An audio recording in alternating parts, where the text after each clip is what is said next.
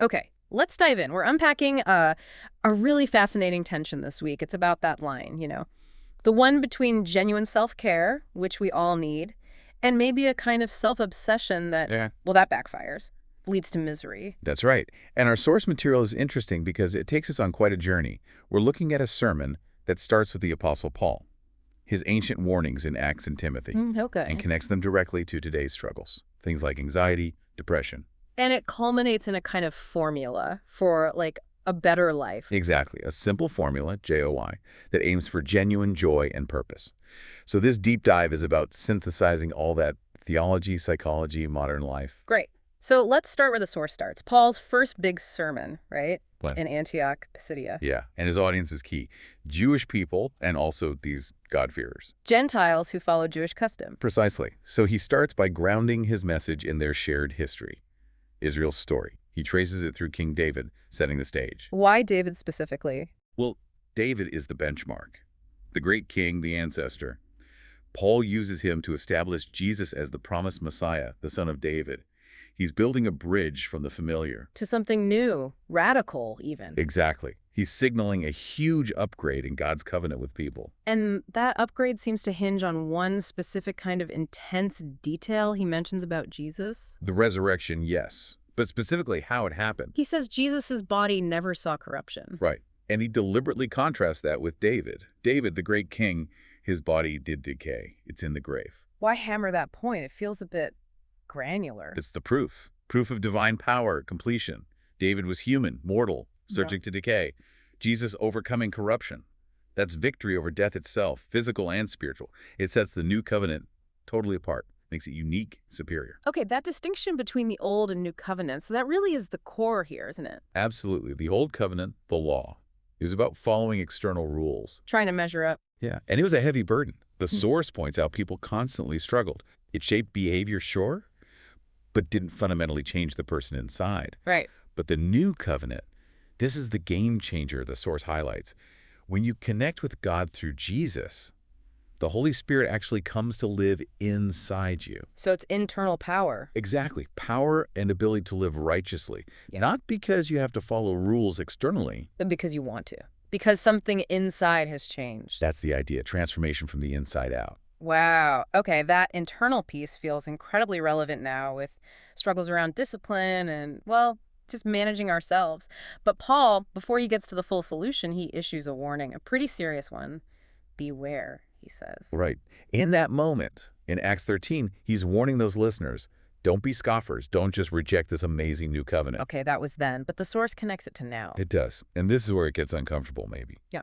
The warning today, the source argues, is about the hearts and attitudes of people, particularly within the faith community. Wait, within, not just warning about the outside world. That's the twist. The danger is that people inside the church might actually end up fulfilling these negative prophecies about the last days. So the call is coming from inside the house, so to speak. That's sobering. It is. And that leads us to Paul's letter to Timothy, 2 Timothy chapter 3. He lists these characteristics, these attitudes, and it's quite a list, but it boils down to two main drivers. Let me guess. Things we see a lot of today. Frighteningly relevant, yes. Yeah. The core drivers are lovers of themselves and lovers of money. And then comes the fallout. Yeah. Proud, arrogant, abusive, ungrateful. It goes on. Slanderous, no self-control, brutal, treacherous, reckless, conceited. Gosh, it sounds like, like scrolling through a particularly bad social media feed. Doesn't it? Because Paul's describing this intense self-centeredness. It just corrodes everything. Relationships, community. It's not just about bad actions. It's the internal priority. If I come first, always, then every interaction is about what's in it for me. Am I comfortable? Are my needs met? But here's the part that really jumps out. The qualifier Paul uses. He says this applies to people having the appearance of godliness but denying its power. How does that work? Looking good on the outside church, volunteering, whatever, but lacking power inside. It means they have got the form, but not the substance. They adopted the external structure, maybe the culture, the rules. But missed the internal transformation, the Holy Spirit part. Exactly. They never flipped the internal operating system, you could say. The power comes from that internal change, that submission to something other than self. The source implies that if radical self-love is still your #1 driver, you actually block that power. because you're prioritizing you over God, over others. That internal focus on self, on comfort, it's the root. Which leads us directly to the formula the source proposes. The antidote, maybe? The JOY formula. Simple, memorable. Jesus first, others second, yourself third, JOY. And you just have a look around to see how much we need it. The source points to the data.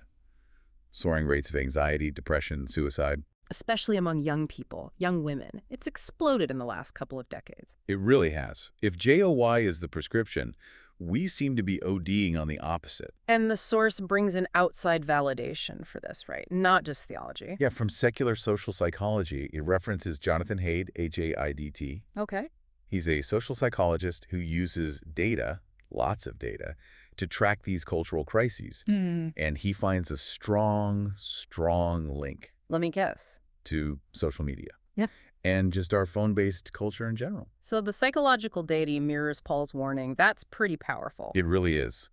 If JOY is the solution, the source argues our culture has flipped it completely. We're living by, well, they call it YOGE. YOG. You first, others second, God or Jesus third, maybe even last. Oof, YOGE. And that's not just a spiritual problem. It's presented as a psychological mess, too. Absolutely. The whole premise of YOGE is comfort first. What do you need? How can you avoid any discomfort? But the outcome isn't comfort, is it? It's more anxiety. That's the irony. When it's always you first, you're constantly comparing, seeking validation, worrying if you measure up. Haidt's work on social media nails this. These platforms are almost designed to make you a lover of self, curate the perfect image, crave the likes. And when you don't get it or see someone else's curated perfection. Anxiety, depression, it skyrockets. It feeds that self-focus in a really unhealthy way. So the big takeaway here from both angles, theology and psychology as presented in the source is pretty clear. If you want to break free from anxiety and depression, find real joy. Yeah. It doesn't start with focusing more on yourself. It starts by focusing on others, on something bigger than yourself. JOY, not YOGE. Okay, but then comes the pushback, right? The balance argument. Exactly. People hear others second, yourself third, and think, whoa, hold on. I can't just burn myself out. I need self-care. Which is valid. Nobody's saying destroy your health. No, not at all. But the source quickly pivots to what it sees as the bigger danger in our YOGE culture. Stopping the minute things get hard. Stopping work or service or sacrifice at the very first twinge of real discomfort. That comfort-first reflex. That's the thing that kills growth? Right. There's a huge difference between necessary risks, recharging so you can keep going, and just avoidance. YOGE promotes avoidance. If it feels tough, stop. Your comfort is priority number one. And that mindset means you sacrifice growth for just immediate ease. Yeah.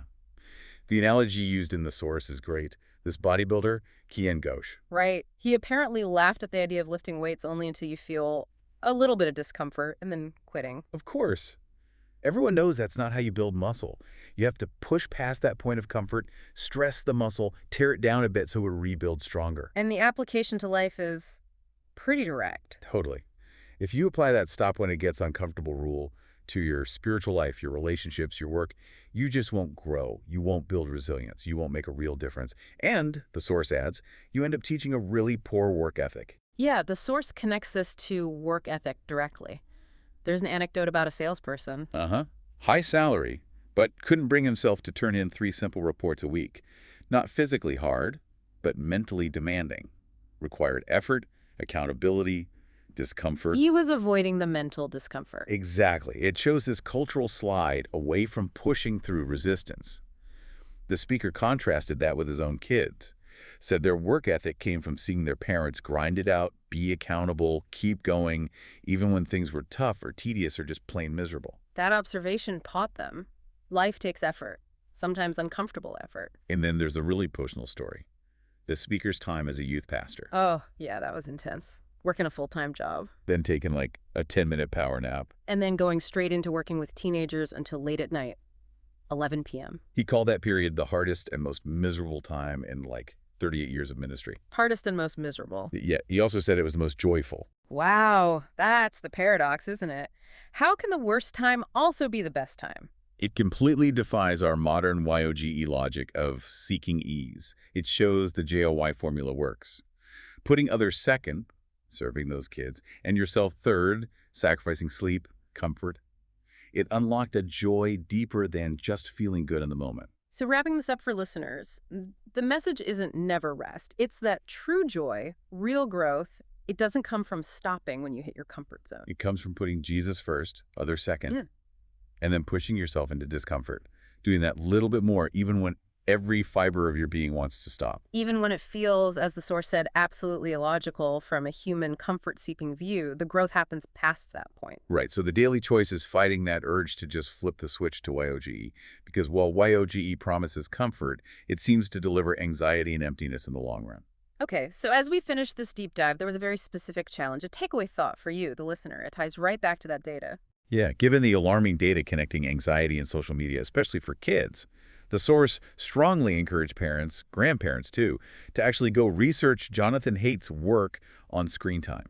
Dig into the data on its impact. The message being, if lovers of self is driving misery, and these digital platforms can amplify that, then we need to be proactive. We have an obligation, maybe, a moral and practical one. So the challenge is, go look up Haidt's findings, understand the impact, and then start having those difficult, maybe uncomfortable conversations now. What will your family's phone policies look like, especially for younger kids? Are you willing to face the discomfort of setting real boundaries today?